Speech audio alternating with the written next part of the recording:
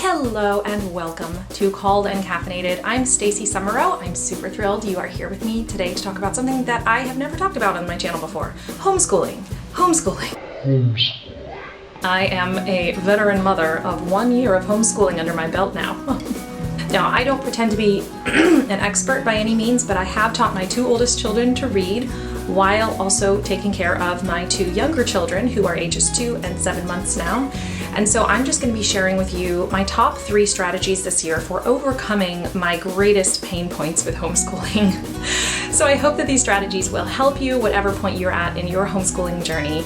So let's get started. As I'm talking about this, I'm realizing I probably should give you a little bit of context about my homeschooling journey as a child. I was homeschooled. I'm one of 8 children. My mother was amazing and she homeschooled all of us at different points. I also went to private school and I think that was a great experience. And I certainly am not a homeschool or die kind of mother at all. In fact, as a young mom, when I just had my first 2 kids, I was really worried that I was going to end up a homeschooling mom. And I know that sounds crazy. I didn't have this illusion that homeschooling was just going to be all of us loving this journey and embracing this journey of learning all the time and that we were all going to want to do it 100% of the time. I had no illusions about that because I was homeschooled and I watched my mom go through some of the harder parts of homeschooling. She did it very well, but still, I knew that it's not always easy. So I made the promise to myself that if homeschooling was going to get in the way of my relationship with my children, I wasn't going to do it. If it was too much for me to be their housekeeper, their cook, their teacher, everything, as well as their mother, I wasn't going to do it. So that was the promise I made to myself as we entered into our year of kindergarten. My 2 oldest they were 5 and 4 at the time, and my little 4-year-old, she's a smart cookie. I started her a whole year early because she always wants to keep up with her older brother. They're less than a year apart, so they always have to keep up with each other. So I thought, we'll try her as a kindergartner. We'll just let her do the same books, and if she's struggling, we'll just drop out, wait till next year and start her in kindergarten in a year. But lo and behold, she did beautifully, and now my 5 and 6-year-old are entering 1st grade and they are reading beautifully. They're doing really, really well. And so I feel like this year I have a little bit more strategy to kind of deal with those moments of frustration and some of the challenges of being a homeschooling mom. Patience. When you see a fly and the fly is like, you open the door to let the fly out, but the fly is like stuck on the part of the door that it can't get through. It's like stuck on the glass and you're like batting it over. You're like, go this way, you're almost there, like you're so close. And then you watch the fly and the fly cannot get out. That's sometimes how I feel. Sometimes your kids can master these really difficult things. They just jump over that hurdle and you're like, oh my gosh, I'm so smart. They're so smart. We're all so smart. We're thriving. And then other times you think, oh, this is going to be an easy lesson. This is going to be simple. And lo and behold, that is the thing that you cannot get past. And sometimes you say the same thing over and over again and they're just not getting it yet. They have not internalized the rule. And in those moments, I promised myself that I would not say things that would cause my children to need years of therapy down the road. I promised myself I would have some kind of an intervention for myself because my children have a right to make mistakes. They have a right to not get it perfect every time. They have a right to, as long as they're trying and they're doing their best, they have a right to mess up, just like I do. I'm not perfect. Nobody's perfect. So in those moments when I feel like I want to scream, I need to have some kind of an intervention for myself. I have a couple of things that I can recommend. One of them is to have a candle lit. This is, for me, the sensory experience of a beautiful scent is really helpful in just helping calm me down. I love to look at the candle, the flame burning. Shout out, I make candles, so I will throw in a little self-advertising there. I actually I'm coming up with one for the new school year. It's a vanilla oak scent. It has a crackling wooden wick. It's 100% beeswax and it smells amazing. But I typically, whether it's one of my candles or not, I like to light a candle and have that there. I also like to have some coffee available so that I can take a sip, take some deep breaths, whatever that 8 or 10-second intervention needs to be. Deep breaths are great. I was just talking with a friend who cited all of these studies about the benefits of all things, sugar-free chewing gum. There's been a lot of studies about how chewing gum can help calm your stress and improve your mental acuity and your concentration. And so maybe when your child is not internalizing this rule and things are feeling very frustrating and you feel like you're at a roadblock, either take a sip of coffee and then give yourself, count to 10 while you drink that sip of coffee. Maybe take 5 deep breaths before you say anything. Maybe chew your gum 10 times and just do that 10 times. And give yourself that intervention, that minute, to craft a response that is going to be well thought out, that's going to be reasonable, that's going to help your child overcome the roadblock instead of just letting out your frustration on them. Side note, I've also trained my children to help take deep breaths with me when they're feeling frustrated.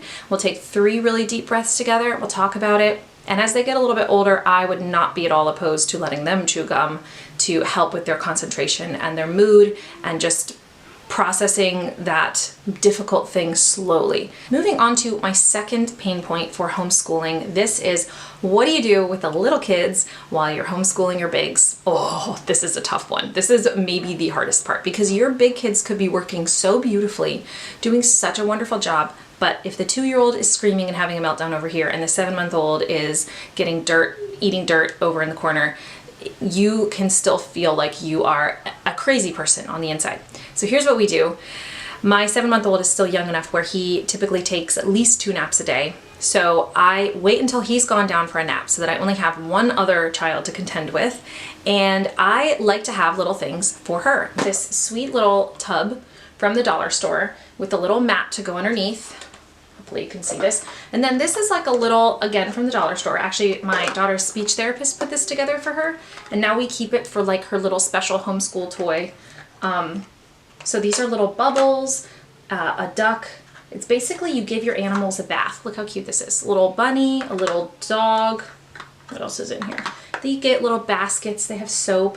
They have tiny sponges. This is just a sponge cut up into tiny pieces. And her little animals get a bubble bath. And that's a sweet little thing to do, a special little toy for her to have while the bigs are doing their thing. You can also do Play-Doh, you can do special blocks, you can have all kinds of toys.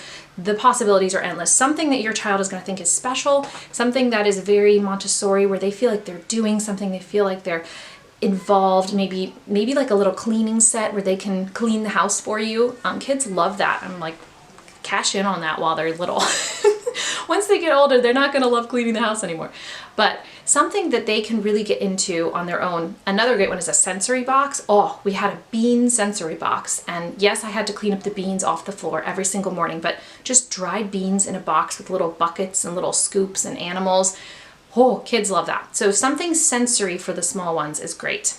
Another thing that I like to do with my 2-year-old when the sensory toys have run out and we need that extra 5 minutes, I'll just sit her right on my lap. I'll take one of the big kids' school books and I'll just run my finger along or run her finger along and I'll pretend like I'm teaching her how to read. I mean, you can start definitely introducing the alphabet at age 2, no problem. But she feels involved. She feels like she has her own work to do. Sometimes she wants to use a pencil to write, and so I'll just set her a pretend assignment, take a blank sheet of paper and draw a heart on it and say, can you trace this? Or I'll write her name and try to have her say her name.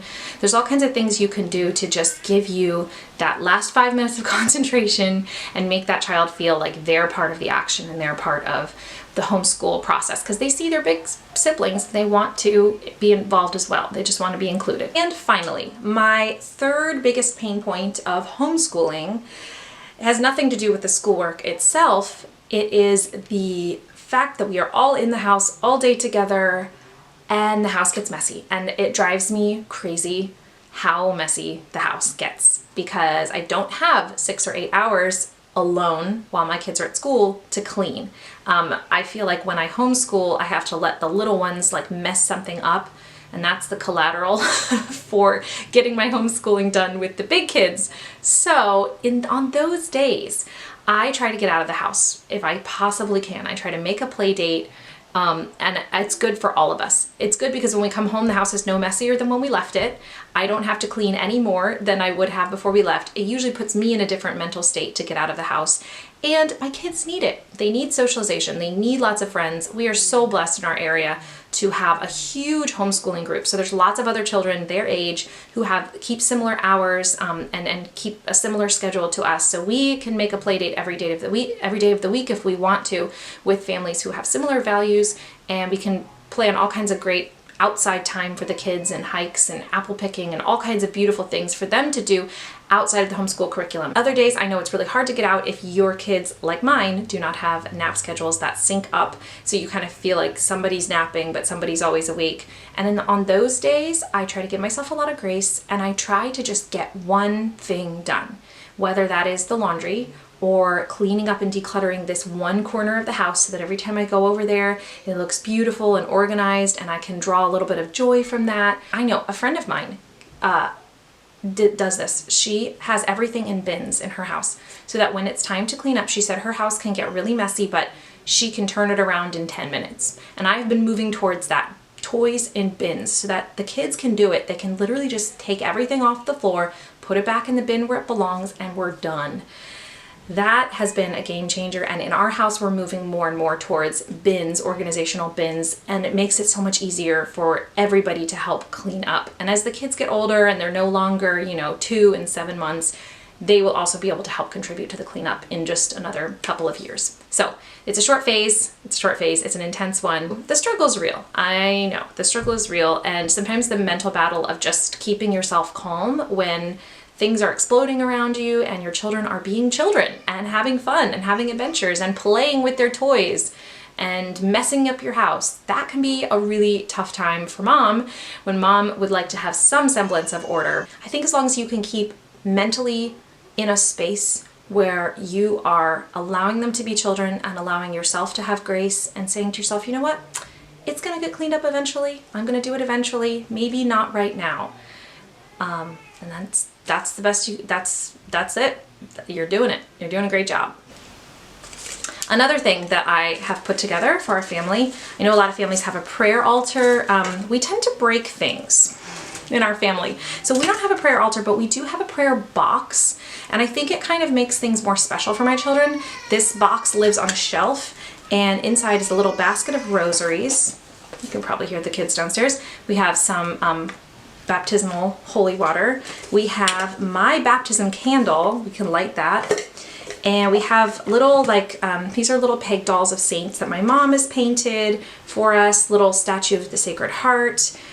We have a little crown we got at the thrift store for crowning Mary for the month of May, and lots of just little statue things, little things, tangible things that the kids can play with that help make our faith real. And what I try to do is take out the pray box every morning and we say some kind of a prayer every day. My kids really love praying one decade of the rosary. It's familiar enough that they get into it. It's a great opportunity to teach them some of the beautiful songs, hymns of our faith. We also, sometimes I'll just let them pick a prayer so that they feel like they have control. And I think that really helps all of us with patience. Sometimes it's like pulling teeth to get my children to pray together. And so you want to just be loose and flexible with that. But even if it is a struggle to get everybody to pray, I do find that it reminds me of the most important things. It gives me a chance to remember that this is really what we are doing. We're starting off our day, we're orienting our hearts towards heaven, and that does help me as we move into our school day to just remain patient and calm and try to be that mom that they need me to be. Thank you so much for watching. Be sure to check out all of the free workout videos I have over on Catholic Strong, as well as lots of other great content coming up, including a whole series about our new house build, our new construction home, which I'm so excited to share with you. So stay tuned for that. God bless you, and we'll see you soon.